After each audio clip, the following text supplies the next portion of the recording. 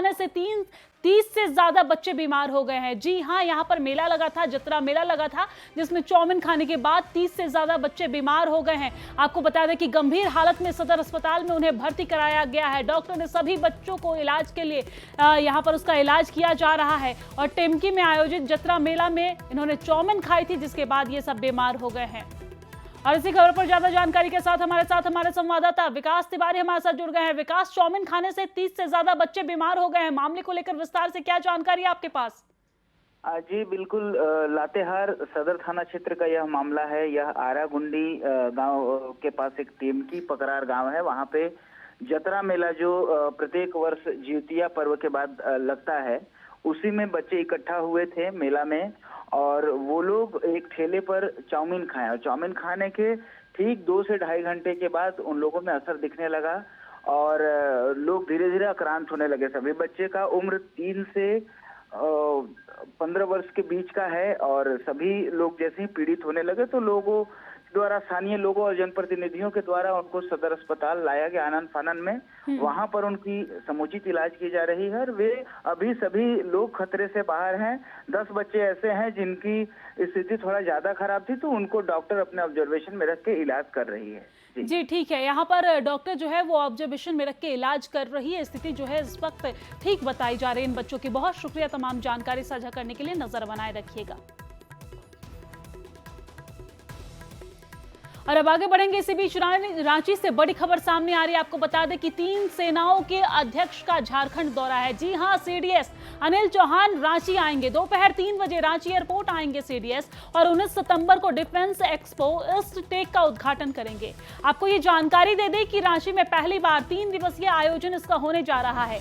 रांची में झारखंड में रक्षा विनिर्माण संभावनाओं को बढ़ावा देने के उद्देश्य से इसका आयोजन किया जा रहा है। एक्सपो में भारतीय सेना के पूर्वी कमान और society of Indian defence manufacturers के अधिकारी भी शामिल होंगे। 19 से 21 सितंबर तक रांची में ईस्ट टेक डिफेंस एक्सपो लगने वाला है।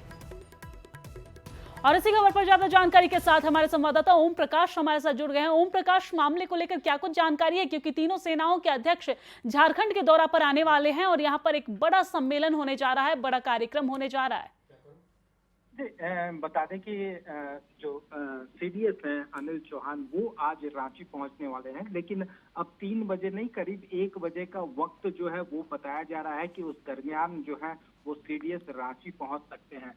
3 दिवसीय जो कार्यक्रम है, एक्सपो है, वो आयोजित होना है, जिसमें कि तमाम तरह के जो मैन्युफैक्चरर्स हैं और मैन्युफैक्चरर्स और डिफेंस सेवा से रिलेटेड जो तमाम इक्विपमेंट्स बनाने वाली कंपनियां हैं वो भी शामिल होगी। ये 3 दिवसीय जो एक्सपो है ये 19 तारीख से, यानी कल से शुरू होगा, जो 21 तारीख तक चलेगा। और इस पहली बार अगर कहा जाए तो इस तरह के इंस्टेटिक जो डिफेंस एक्सपो है उसका आयोजन रांची में हो रहा है। तो ये अपने आप में रांची के लिए भी एक बड़ी सौगात है कि इस तरह का आयोजन अब रांची में भी हो रहा है। खासतौर से वर्तमान में आत्मनिर्भर भारत बनाने को लेकर लगातार केंद्र सरकार की तरफ से लोगों से भी अपील की जा रही है और खासतौर से डिफेंस सेवा में देश की आत्मनिर्भरता का सबूत जो है वो ऑपरेशन सिंदूर के दरमियान भी दिखा कि किस तरह से भारतीय सेनाओं ने जो देशी हथियार है उसके दम पर पाकिस्तान को धूल चटाई। तो ऐसे में कहा जा सकता है कि ये जो यहाँ पर डिफेंस एक्सपो लगने वाला है, इसका लाभ जो है वो न सिर्फ झारखंड बल्कि देश को भी मिलेगा। जी बिल्कुल, बहुत शुक्रिया तमाम जानकारी साझा करने के लिए। हालांकि एक अपडेट हम आपको दे दें कि दोपहर 3 बजे नहीं बल्कि 1 बजे रांची एयरपोर्ट पहुंचेंगे अनिल चौहान और हमारे संवाददाता ने जैसे बताया कि इसके लिए तैयारियां लगभग पूरी कर ली गई है। 3 दिवसीय ये कार्यक्रम होगा। 19 सितंबर से कार्यक्रम की शुरुआत होगी, यानी कि आने वाले कल से कार्यक्रम की शुरुआत होगी और झारखंड के लिए ही नहीं बल्कि देश के लिए ये बड़ी सौगात है। और आगे बढ़ेंगे। इसी बीच एक और बड़ी खबर सामने आ रही है, आपको जानकारी दे दे। रांची से बड़ी खबर सामने आ रही है, जहां पर बीजेपी के राष्ट्रीय महामंत्री रांची पहुंचे हैं। रांची एयरपोर्ट पर उनका जोरदार स्वागत किया गया है, भव्य स्वागत किया गया है। अरुण सिंह ने प्रधानमंत्री नरेंद्र मोदी की तारीफ की है और कहा है कि गरीबों का मसीहा पीएम है। राज्य सरकार पर निशाना साधा है, राज्य सरकार की नाकामी की पोल खोलेंगे, ऐसा उन्होंने कहा है। तो बड़ी जानकारी हम आप तक पहुंचा रहे हैं, जहां पर रांची से ये बड़ी खबर, जहां पर बीजेपी के राष्ट्रीय महामंत्री रांची पहुंच चुके रहे हैं और रांची एयरपोर्ट पर उनका भव्य स्वागत किया गया है। अरुण सिंह ने पीएम मोदी की इस दौरान तारीफ भी की है। और आगे बढ़ेंगे। इसी बीच रामगढ़ से एक और बड़ी खबर सामने आ रही है। आपको बता दें कि रामगढ़ में जहां पर 35 हाथियों के झुंड ने पिछले 5 दिनों से उत्पात मचा रखा है। हाथी गोला वन क्षेत्र में, डुमडीह में, परसाडीह में लगातार तबाही मचाए हुए है। आपको जानकारी दे दें कि इन क्षेत्रों में हाथी का झुंड लगातार लोगों को परेशान कर रहा है और हाथी लगातार खेत में लगी धान की फसल को भी रौंद रहे हैं, नुकसान पहुंचा रहे हैं किसानों को। हाथियों के उत्पात के कारण ग्रामीण में दहशत का माहौल है। ग्रामीण डरे हुए भी हैं, लेकिन गुस्सा भी कहीं ना कहीं उनके अंदर है। लोग रात रात भर जगने को मजबूर हैं और वन विभाग की क्यूआरटी टीम देर रात को हाथी भगाने में पहुंचे, लेकिन झुंड को भगाने में वन विभाग की टीम असफल रही। ग्रामीण फसल की बर्बादी को लेकर वन विभाग से मुआवजे की मांग कर रही है। तो ये बड़ी जानकारी रामगढ़ से पहुंचा रहे हैं, तस्वीरें भी हम आप तक पहुंचा रहे हैं। आप देख सकते हैं किस तरीके से हाथियों का झुंड ग्रामीणों को परेशान कर रहे हैं। रिहायशी इलाके में ये जा रहे हैं, गरीब किसानों के खेत को बर्बाद कर रहे हैं। 35 हाथियों के झुंड ने पिछले 5 दिनों से उत्पात मचाए हुए हैं।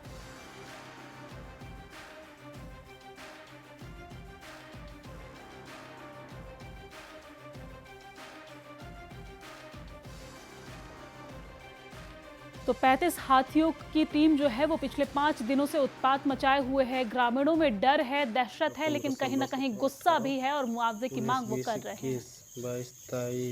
35 की संख्या में हाथी द्वारा डुमैडी परसाडी के ग्रामीणों को धान के भारी नुकसान किया जा रहा है, जिसमें वन विभाग के द्वारा कोई मदद नहीं मिल रहा है, जिसके कारण मुआवजा देने की कृपया किया जाए और हाथी को भगाने की जल्द।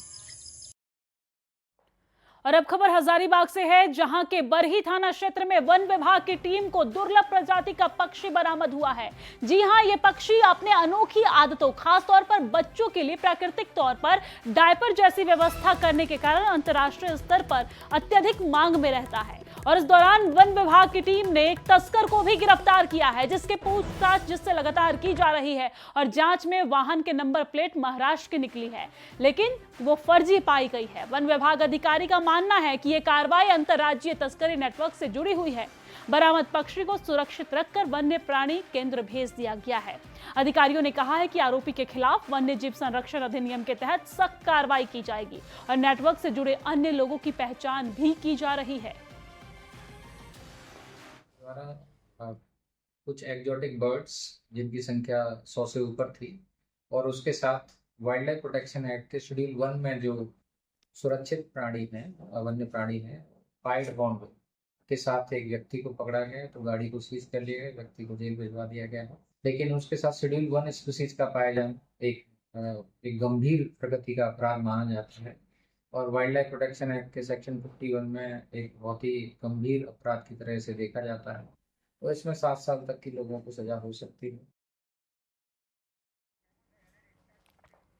और आगे बढ़ेंगे। इसी बीच बड़ी खबर सामने आ रही है, जमशेदपुर से बड़ी खबर सामने आ रही है, जहां पर पेट्रोल पंप पर जमकर हंगामा हुआ है। जी हां, कर्मी और युवक के बीच पेट्रोल पंप पर विवाद हो गया और पेट्रोल डालने को लेकर यह विवाद हुआ है। पंप पर अफरा तफरी का माहौल भी देखने को मिला।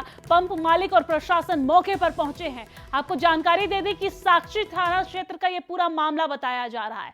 दरअसल जानकारी के मुताबिक जुबली पार्क गेट के पास पेट्रोल पंप पर जमकर हंगामा हुआ है।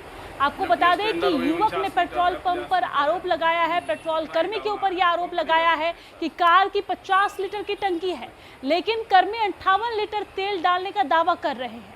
वही कर्मियों ने कार की टंकी को 60 से 62 लीटर होने की बात कही है, लेकिन सूचना मिलते ही पंप के मालिक और प्रशासन मौके पर पहुंचे और युवकों को वहां से भगाया गया है। पेट्रोल पंप के अधिकारियों को बुलाकर पूरी तरीके से जांच करवाई गई और युवक द्वारा लगाए गए सभी आरोप गलत पाया गया है। इसके बाद पेट्रोल पंप मालिक ने युवकों के खिलाफ कड़ी कार्रवाई करने की पुलिस से मांग की है। प्रशासन देखे, सब देखे कि हाँ कैसा क्या है नहीं है। इस टाइप से अनसेफ रहेगा तो कभी भी कुछ हो सकता है। मान लीजिए हम लोग रिएक्शन नहीं किए कुछ कि चलो भाई व्यवसाय करना है, पंप चलाना है, नहीं झगड़ा तो हम लोग करते नहीं है जल्दी। क्या टाइप से आया था लोग तो गैंग लग रहा था। उस टाइप से आदमी नहीं आता है कि मीडिया लेके आए 25 आदमी आए तेल, तो सब बात नहीं होता। और अब आगे बढ़ेंगे, खबर जामताड़ा से सामने आ रही है, जहां की साइबर थाना पुलिस को बड़ी सफलता हाथ लगी है। जी हां, साइबर थाना प्रभारी के नेतृत्व में कमराटांड थाना क्षेत्र में छापेमारी की कार्रवाई की गई है और उस छापेमारी में साइबर अपराधियों को सिम कार्ड सप्लाई करने वाले आरोपी के साथ गिरफ्तार किया गया है। एसपी के मुताबिक पुलिस ने आरोपी के पास से 377 फर्जी सिम कार्ड के साथ 2 मोबाइल फोन, 3 एटीएम कार्ड, आधार कार्ड और फ्लाइट का टिकट भी बरामद किया है। ये सभी सिम कार्ड असम के हैं, जिसे आरोपी अकबर हुसैन ने फ्लाइट से जाकर लाया था। हम लोगों ने इस रेड में जो थाना प्रभारी के नेतृत्व में हुआ है, वो प्रशांत कुमार, विनोद सिंह, अमृत राम और ईश्वर मरांडी जो हमारे इंस्पेक्टर हैं, इनके नेतृत्व में रेड किया गया और इनको पकड़ा गया है। तो पुलिस प्रशासन ने बड़ी कार्रवाई की है। जामताड़ा से ये खबर हम आप तक पहुंचा रहे हैं, जहां पर जामताड़ा में एक युवक को गिरफ्तार किया गया है और उसके पास से 337 फर्जी सिम कार्ड बरामद किए गए हैं। और आगे बढ़ेंगे, इसी बीच बड़ी जानकारी सामने आ रही है। आपको बता दें कि बिहार के दौरे पर केंद्रीय गृह मंत्री अमित शाह से मिलने के लिए लगातार लोग पहुंच रहे हैं। आपको जानकारी दे दें कि अमित शाह से मिलने पहुंचे सीएम नीतीश कुमार और बिहार दौरे पर गृह मंत्री अमित शाह पहुंचे हैं। अमित शाह से मिलने सीएम नीतीश कुमार पहुंच चुके हैं। होटल मौर्या में दोनों की मुलाकात और बंद कमरे में मुलाकात हो रही है। तो ये बड़ी जानकारी हम आप तक पहुंचा रहे हैं, जहां पर मुख्यमंत्री नीतीश कुमार अमित शाह से मिलने के लिए पहुंच गए हैं। जैसा कि आप सभी को मालूम है कि आने वाले दिनों में चुनाव है और चुनाव को लेकर तैयारियां जोरों शोरों से चल रही है। और इसी बीच ये बड़ी खबर सामने आ रही है कि अपने दौरे पर है केंद्रीय गृह मंत्री अमित शाह, तो होटल मौर्या में रुके हुए हैं और यहां पर बंद कमरे में मुलाकात हो रही है मुख्यमंत्री नीतीश कुमार की और अमित शाह की। जैसा कि हम सभी जानते हैं कि अमित शाह कार्यकर्ताओं को, नेताओं को जीत का मंत्र देने वाले हैं, लेकिन इसी बीच ये मुलाकात बेहद खास है क्योंकि आने वाले दिनों में चुनाव है और चुनाव से पहले अमित शाह यहां पर जनता के नस को टटोलने के लिए पहुंचे हैं, जनता में जोश भरने के लिए पहुंचे हैं, कार्यकर्ताओं को जीत का मंत्र देने के लिए पहुंचे हैं। लेकिन इसी बीच ये बड़ी खबर सामने आ रही है कि केंद्रीय गृह मंत्री अमित शाह से सीएम नीतीश कुमार मिलने के लिए पहुंचे हैं और इस बीच दोनों नेताओं के बीच बंद कमरे में मुलाकात हो रही है। सबकी नजर टिकी हुई है कि इस मुलाकात में क्या कुछ बातें होती है, ऐसी कौन सी बात है जो बंद कमरे में सिर्फ 2 लोगों के बीच हो रही है। सबकी नजर टिकी हुई है कि चुनाव के मद्देनजर क्या कुछ बड़ी जानकारी निकलकर सामने आएगी। तो ये बड़ी जानकारी हम आप तक पहुंचा रहे हैं, जहां पर बिहार के दौरे पर हैं केंद्रीय गृह मंत्री अमित शाह, लेकिन इसी बीच ये बड़ी खबर सामने आ रही है। और इसी खबर पर ज्यादा जानकारी के साथ हमारे संवाददाता शैलेंद्र हमारे साथ फोन लाइन पे जुड़ गए हैं। शैलेंद्र, अमित शाह और सीएम नीतीश कुमार की बंद कमरे में मुलाकात हो रही है और हर किसी की नजर इस पर टिकी हुई है। मामले को लेकर विस्तार से जानकारी क्या कुछ आपके पास? बिल्कुल, देखिए अमित शाह बिहार दौरे पर है, 2 दिवसीय दौरे पर है और इसी दौरान मुख्यमंत्री नीतीश कुमार पटना के होटल मौर्या पहुंचे हैं, जहां पर उनकी मुलाकात अमित शाह से हो रही है। इस दौरान बीजेपी के जो अन्य नेता हैं वो भी मौजूद है, खास करके डिप्टी सीएम की बात कर रहे हैं, प्रदेश अध्यक्ष की बात कर रहे हैं, तो ये लोग भी वहां पर मौजूद हैं। और चुनाव के मद्देनजर ये मुलाकात काफी मायने रखता है, क्योंकि चुनाव को लेकर के कई तरीके की चीजें होती हैं। सीट शेयरिंग से लेकर के आपसी तालमेल, गठबंधन कैसे आगे बढ़ाया जाए और खास करके चुनावी रणनीति कैसे बनाया जाए, तो कई मुद्दों पर बातचीत होती है। और जाहिर सी बात है, जब अमित शाह खुद बिहार पहुंचे हैं और मुख्यमंत्री जब वहां पर पहुंचे हैं, तो दोनों जो शीर्ष नेता हैं जब बैठ रहे हैं, तो कई मुद्दों पर एक साथ वहां बातचीत होने की संभावना है। और खासतौर पर चुनाव के मद्देनजर यह काफी गंभीर मामला है और चुनाव को देखते हुए ये मुलाकात भी काफी गंभीर बताई जा रही है और कई मामलों पर बातचीत भी बताई जा रही है। जी शैलेंद्र, लेकिन हम ये भी जानने की कोशिश करेंगे, समझने की कोशिश करेंगे कि वो कौन कौन सा मुद्दा होगा जिस पर बात संभव है।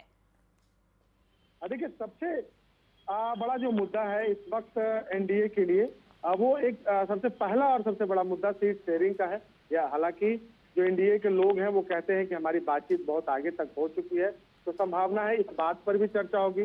दूसरी ओर एनडीए में के जो सभी 5 घटक दल हैं, पांचों घटक दल का आपसी सामंजस्य, तालमेल कैसे बैठे, ये भी एक बहुत बड़ा मुद्दा होता है। जब आप गठबंधन में होते हैं तो जाहिर सी बात है कि किसी की कोई नाराजगी न हो, सब लोग एक मंच पर एक साथ कैसे चलें।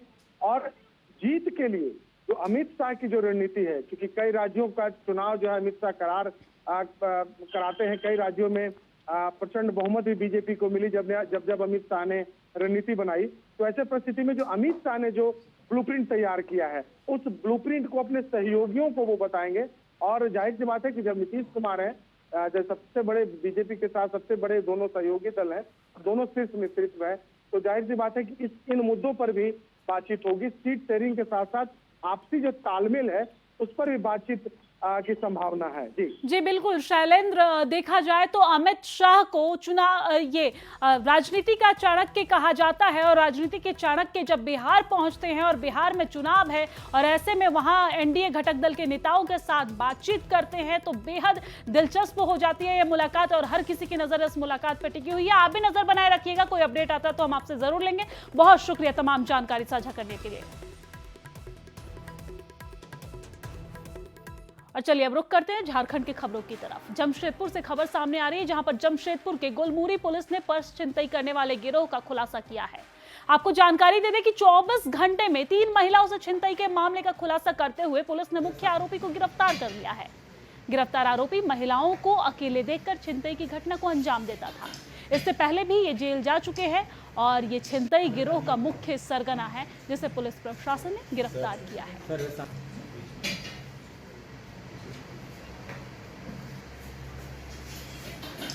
इसका ये है कि ये ड्रग्स ले लेता है, half pant half T shirt में रहता है और स्कूटी से घूमते रहता है और जैसे ही उसको कोई महिला दिखती है जो पर्स वर्स लेके घूम रही होती है तो स्नैच करता है और ऐसा नहीं कि उसको जाके कहीं छुपाता है, उसको उधर ही रख के फिर से स्नैच करने निकल जाता है। तो ये सीरियल स्नैचर है, तो इसको पकड़ लिया गया। होपफुली अब जमशेदपुर में जो चेन स्नैचिंग की गोलमुरी में घटनाएं बढ़ी तो इसको हम लोग उस पर लगाम लगा सकेंगे।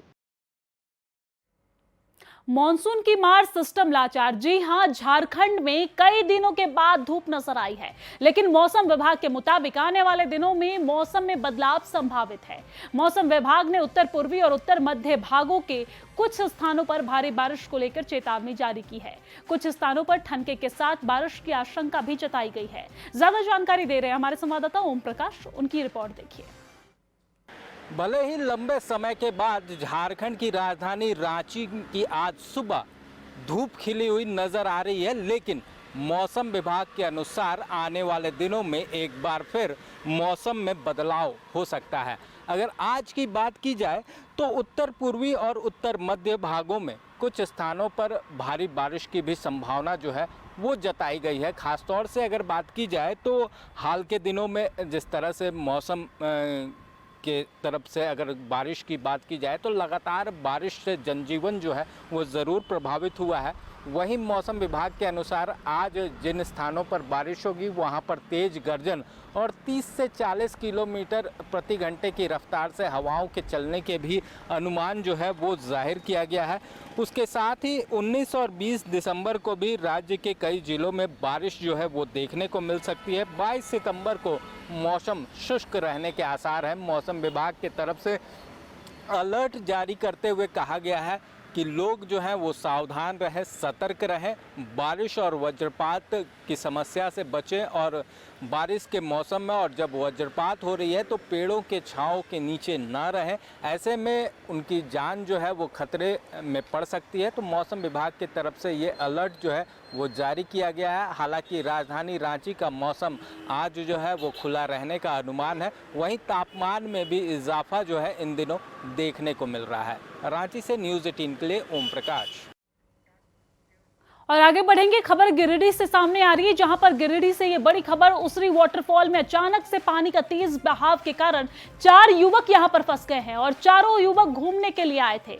इसी दौरान चारों युवक पानी के तेज बहाव में चले गए और अचानक से पानी का स्तर जो है वो बढ़ गया। घटना के बाद इलाके में अफरा तफरी का माहौल उत्पन्न हो गया है और पानी की घटना की जानकारी मिलने के बाद पुलिस प्रशासन की टीम यहां पर पहुंची है। लेकिन आप देख सकते हैं किस तरीके से इन्हें बाहर निकाला जा रहा है। रस्सी की मदद से यहां पर स्थानीय लोग भी इनकी मदद करते हुए नजर आ रहे हैं और लगातार इन्हें बाहर निकाला जा रहा है रेस्क्यू करते हुए।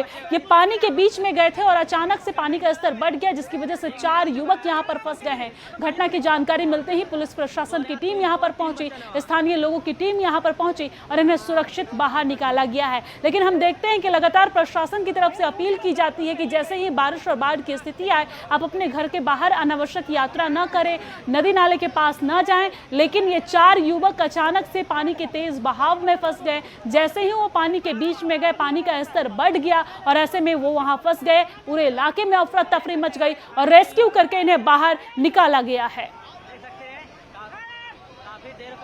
और अब आगे बढ़ेंगे, खबर रामगढ़ से है, जहां के पथरातू प्रखंड मुख्यालय के मुख्य गेट के पास जल जमाव के कारण लोगों को परेशानियों का सामना करना पड़ रहा है। जी हां, ज्यादा बारिश होने की वजह से गेट के पास घुसने में घुटने तक पानी का सामना लोगों को करना पड़ रहा है। साथ ही आसपास की दुकानों में भी पानी घुस जाता है। जानकारी के मुताबिक दोनों ओर नाली नहीं होने के कारण यहाँ पर थोड़ा बारिश होते ही पानी भर जाता है और लोगों को काफी परेशानियों का सामना करना पड़ता है। हजारों लोगों के जनजीवन पर इसका असर पड़ता है।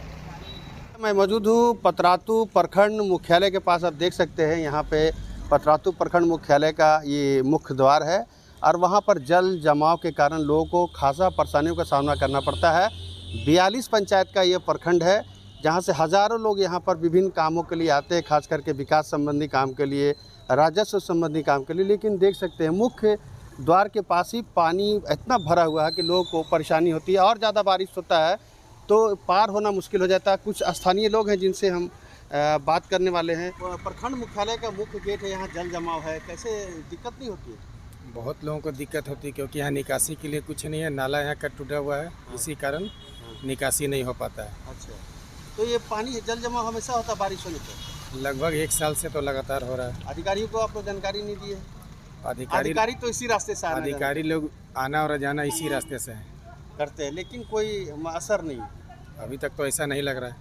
तो आप समझ सकते हैं यहीं से विकास के सारे जो खाका तैयार किया जाता है। लेकिन जहां विकास की ज़रूरत है, यानी कि प्रखंड मुख्यालय के एकदम मुख्य गेट के पास में देख सकते हैं एक बाइक वाला आ रहा है, रास्ते का पता नहीं है, दुर्घटना भी घटित होते रहती है। ऐसे में अधिकारियों को खास करके प्रखंड मुख्यालय के सामने में जो जल जमाव से दूर करने की ज़रूरत है। यहाँ लोग बोल रहे नाला अगर बना दिया जाए तो जल जमाव की समस्या से यहाँ पर निजात मिल जाएगी। फिलहाल जो है लोगों को थोड़ा बारिश होने के बाद भी इसी तरह से परेशानियों का सामना करना पड़ता है। जावेद खान, न्यूज़ 18 रामगढ़।